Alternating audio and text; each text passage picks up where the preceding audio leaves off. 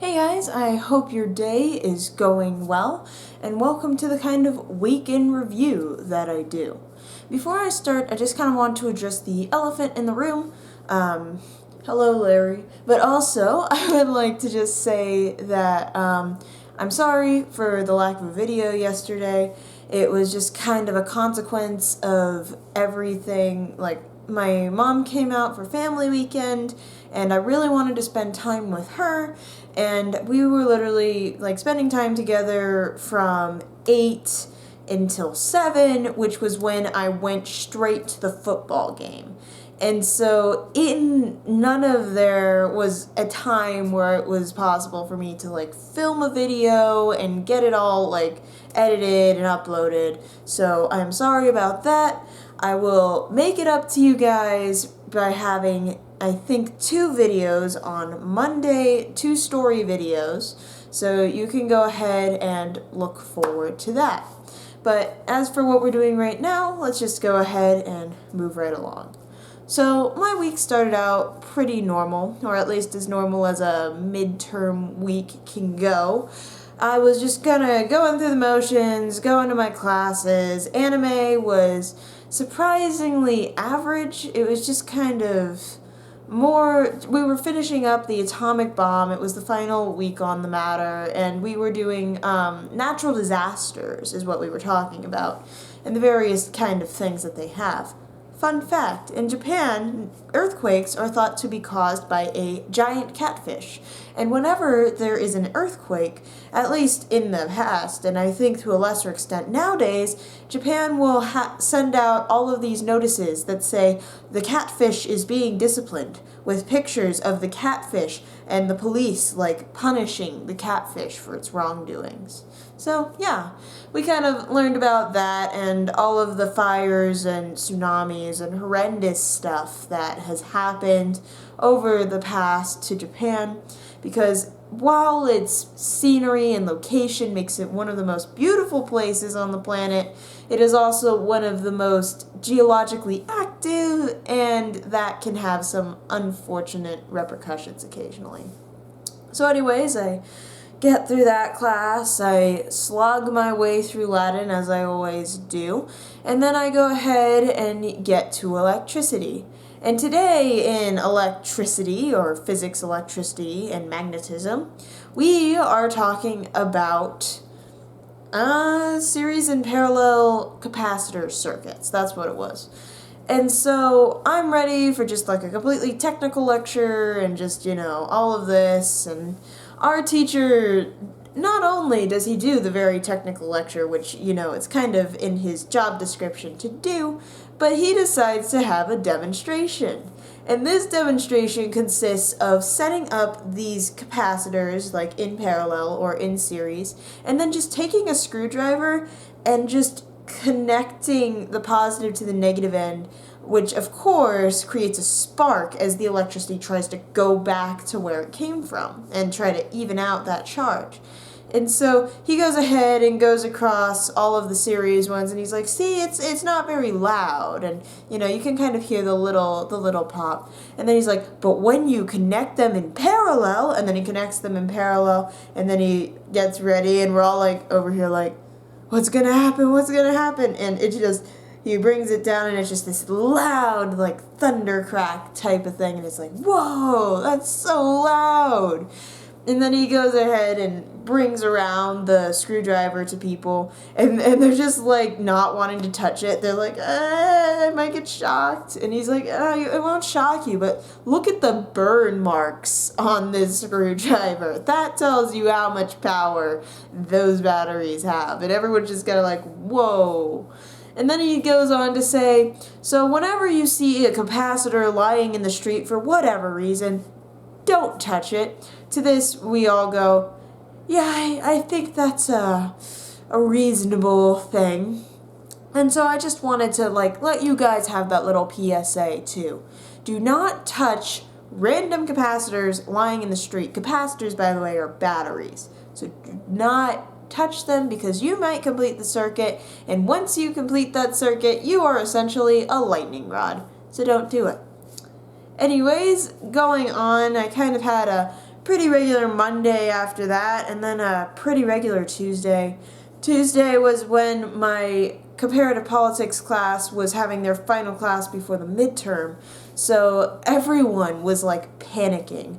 We were all stressed, we were all confused, we were all desperately trying to get more information on the test, but this teacher wasn't having it. She wasn't going to tell us anything about the test. She wasn't going to tell us what was on it. She wasn't going to tell us like how hard it was or like anything really about it.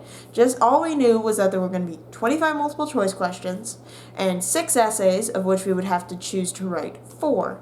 And that was it. And so everyone was panicking because we have gone through approximately like 50 pages worth of material in this class. And we all just expected that it was all going to be on that test and we were all going to fail because that one person in that one situation was going to be the one question that appeared on the test. And so we're just all desperately tried to ask and got nowhere. And so that threat of that midterm on Thursday kind of colored my entire day on Wednesday. That and the fact that on Wednesday morning, I pressed the button to start the export of the file for one of my videos. And I look at it and it says 4 hours. And the problem with this is you need to have your computer open for this video to actually be able to export. Once your computer is closed, it stops or pauses the export. But the problem was all of my first classes, anime, Latin, physics, all of these types of things had a strict no laptop policy. And so I wouldn't be able to just, have my laptop propped open with this running in the background. That wasn't a possibility. And so I was just kind of stressing out about trying to get this going, and I was stressing out about trying to get all of my thoughts together for the midterm the next day, and I was stressing out about this and that and the other thing, and there was also an English thing that was due that night, and I was like, I'm dying, I'm stressing, I can't. And I go through the day and I get to my English class and I'm like, I've been working the entire day. All of my breaks I've just been working straight through or trying to get this uploading or something. And I walk into my English class and I'm just exhausted. And I have not done the reading, which was the Communist Manifesto. I have not had the time to read chapters 2 and 4 of the Communist Manifesto in between all the panic and all the stuff.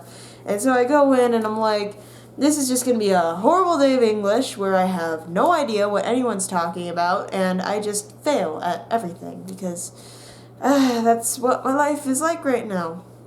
So I go ahead and walk in and sit down and prepare my failure. And then our teacher tells us what we were going to do. And the first thing we do is find our favorite quotes from this document. And while I hadn't had time to read it thoroughly, I had enough time to skim and pick out a few things. So we went over those quotes and put them into categories. But also on this Google Doc that he was having us put the quotes on was at the bottom a meme page. I kid you not, a meme page. He wanted us to either find or make memes about the Communist Manifesto. And so, of course, once you give this assignment to a bunch of Gen Z kids, we're all like, oh yeah, we're going to go up to Reddit, we're going to go over to Google, we're going to go over here, there, everywhere, Pinterest, it doesn't matter. We have memes for you. And so everyone just kind of leaps onto their computer and is searching up. And meanwhile, I'm like, but what if I distinguish myself? And so I go through the Communist Manifesto as much as I can, and I find those quotes that are memeable. And I find 2 such things. And so I take them and I make my own memes, and I put them, the holy memes that I have created, onto the document. And I'm talking about this. I'm like, yeah, they're not that funny. And then my teacher overhears and he's like, wait, you made those? That's really cool. And I'm like, yeah. And so now I'm the cool kid in my English class because I was able to make memes about the Communist Manifesto. Put that on my resume. Can make memes about anything. examples include Communist Manifesto. So that was just a really good way to de-stress, and although the discussion that came after it for physics wasn't as nice, and the lab kind of went a little long, that was actually perfect, because in that lab, which was about motors, by the way, I wasn't able to finish as fast as my partner. My partner was done like this, because essentially the project was to put together this motor from these certain materials, and it's a very finicky thing. And so my partner finishes, and I'm still going, and it takes me another good 30 minutes.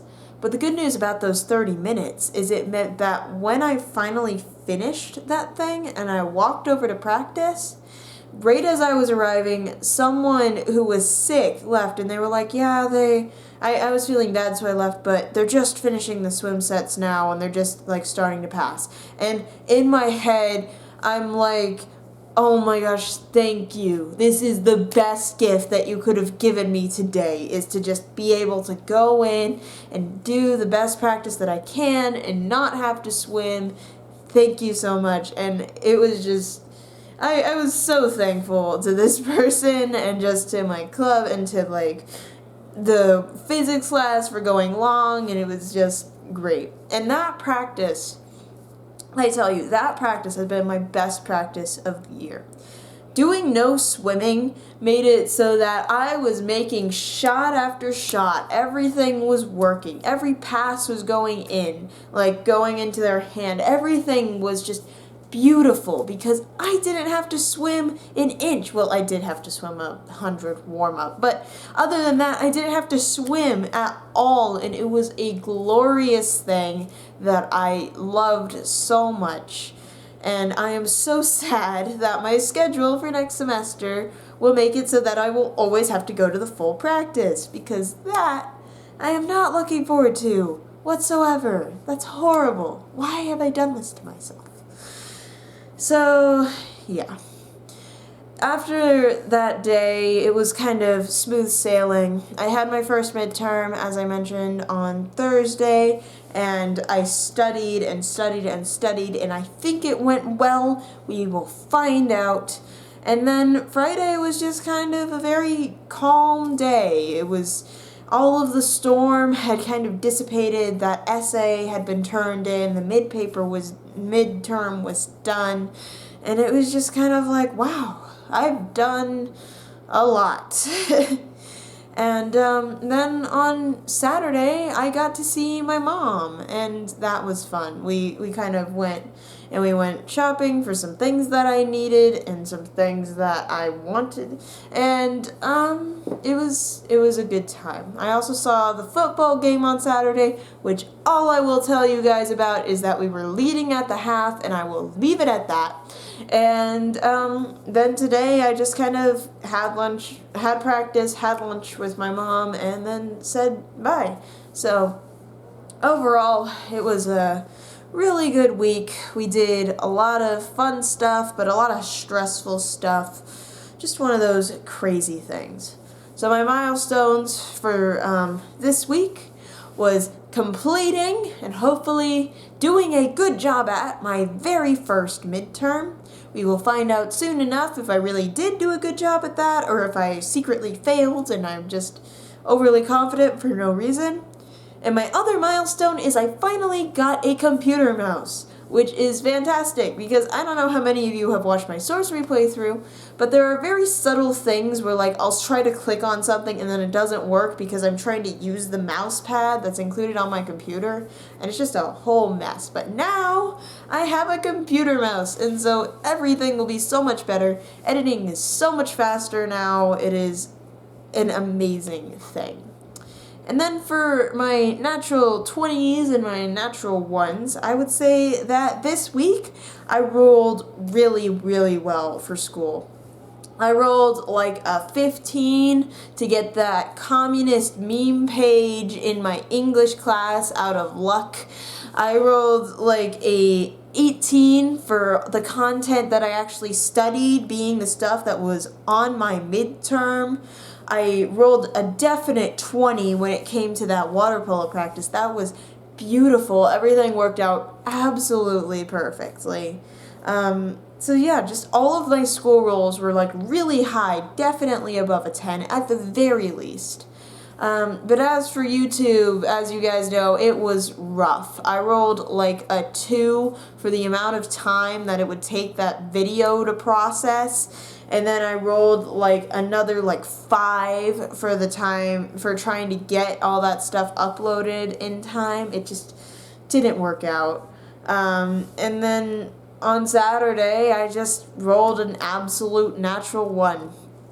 Just completely failed at the job I set out to do, which did not feel good, but that's kind of how life is sometimes. But anyways, overall, I'd say it was a pretty good week. I'm pretty satisfied with it, and I'm hoping that next week can be even better. So, anyways, I hope you guys enjoyed this video. If you did, make sure to like. Let me know how your week was down in the comments below, and if you just kind of like hearing me talk or think that what I talk about is interesting, which I'm not sure why you would, you can go ahead and subscribe, and I desperately try to get these at least talking videos out every other day. There was an exception on Saturday, and I am deeply sorry for it, but in the future, every other day, so go ahead and subscribe if you want that. Anyways, I hope that you guys have a great week, and I hope that you soar high and enjoy your ride of life. Bye!